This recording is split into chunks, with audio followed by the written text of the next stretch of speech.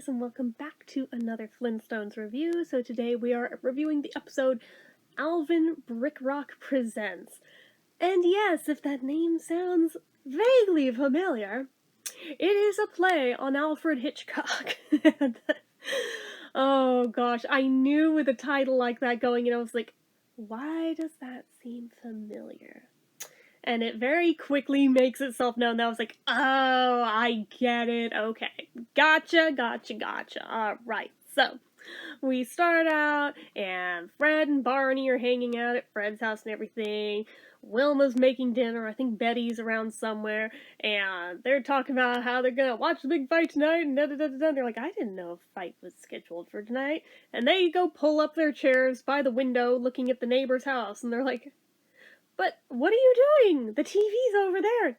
No, not that. These two, the neighbors, they have a go at it every night. You should see how many rounds they went last night. And the wives just think this is terrible, that the guys are watching this and everything. And of course, their fun is quickly spoiled because they pulled the windows next door, so they can't see anything anyway.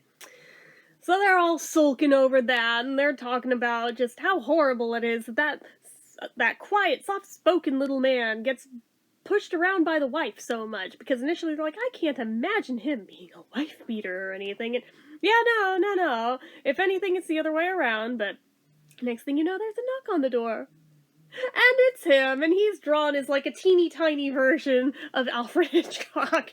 Right down to the good evening. It's like, nice. And he's asking for a shovel, and Fred just thinks the whole thing is funny at this point, but yeah, that. So he lends him the shovel, goes about his way.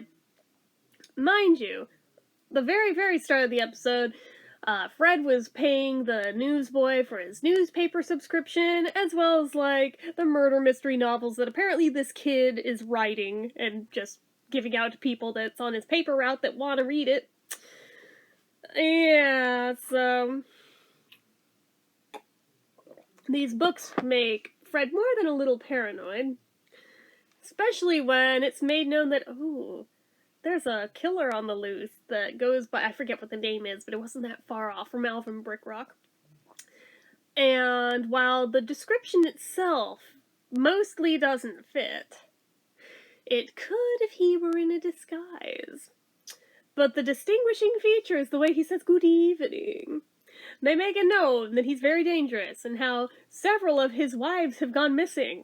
And around this point, Fred is thinking, and he came over looking for a shovel. Oh boy, and thinking about how, yeah, they were having a big old fight because they need to move again soon, and how, can't imagine how a big woman like her just falls to pieces like that. Every time we have to move, it gets all cut up. It's just like the way he worded it sounded super sus if you know what it is that you're looking for. So now Fred is convinced that, oh shit, the dude next door is totally a murderer, totally bumped off his wife. I need to go get Barney. So he wakes Barney up, makes him read this thing. Barney is not getting it until he makes him read it again, and then points out the obvious, and then all of a sudden Barney's just like, oh no, oh no, and we're involved, oh no, oh, should we like go over and like search his place? So they sneak in, and they see bones everywhere. Granted, they're dinosaur bones, but they're bones. It's just like, oh shit, I think we were right. He's an archaeologist. And Barney is so dense, he sees a book of archaeology on the table. He's like, yeah, his name is Archaeology. We know his real name.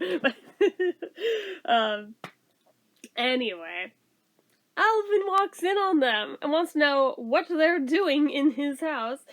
And they're trying to explain how they're looking for the wife. Although, before Alvin walked in, they opened a casket, which has a mummy in it. They're like, oh, I think we found her, she's in there, oh my god. That is around the moment that he walks in.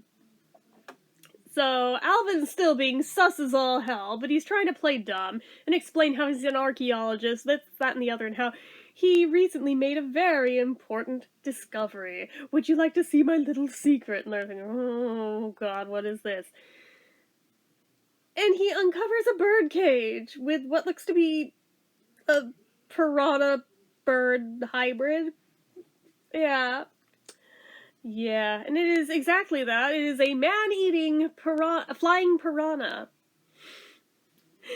And Fred just thinks it's cute. And Alvin's like, don't do that. He'll eat anything he can get. Fingers, toes, anything. He's a man-eater. You don't understand. But at least at this point, Fred is more or less relieved that, yeah, no, maybe he's okay. Maybe. Perhaps. Except then he gets home, and Wilma's like, oh yeah, don't mind this big trunk. This is Alvin's. Just, like, having it sent ahead of him. His wife's things. And, of course, now he's thinking, that's where he's hiding her. She's in the trunk. She's in the trunk! So now here's around the point when he's trying to point out to Barney how, yeah, I know that a person could fit in one of those trunks because I hid in one of those trunks on my honeymoon to surprise Wilma. So they haul out his, and he gets in it to prove a point, except he has the key with him. So they basically have to break his ass out of there and everything to save him. But yeah, it's like that. There's a phone call that Alvin takes that pretty much is his alibi to make it look like it's the wife calling him. But at the bottom of the episode, he's just like, oh yes, your suspicions were exactly right. These flying piranhas are perfect for getting rid of wives. It's like, dude. I don't know. Like, I don't summarize it very well, but, like, it's a fun episode, and I liked the Alfred Hitchcock, like, nods all throughout the thing, and the references. I was like, I appreciate this. I appreciate this for existing. One thing that caught my attention about it right away was just the quality of the animation looked so much cleaner on this one than any of the others around it. But then I found out this one was shown at the Monaco Film Festival in 1962, so they probably really went the extra mile to make sure that it was drawn as well and as cleanly as it could be, and make sure that it looked really nice for it. So that's kind of cool, knowing that little bit of back history about it, too. But yeah, I don't know, it's like they really went above and beyond with this episode, and it shows. It shows. I liked this one a lot. I give this one a 5 out of 5. Like, this one's just a lot of fun, especially for the pop culture references. If you haven't seen it, definitely recommend it. I know I say that about most of these, but, like, this one, yeah, like, this one's a really good, really memorable one, I think. And I don't feel like I've ever heard anybody mention this one before, so I'm like, huh, that's strange, but more people should know this one existed. But anyway, that's it for this one, guys. So as usual, you know what to do. If you like this video, go ahead and give it a like. If you're not already and you'd like to be, click subscribe, hit that notification bell icon so you never miss an upload, leave comments down below. Make sure you're following my social media accounts, my Facebook fan page, my Twitter, my Instagram, my eBay, my Reddits, everything and more is all down below. And if you like what I do here on this channel and you'd like to help support it, the donation link, as always, is down in the description. Anyway, guys, until next time, see ya.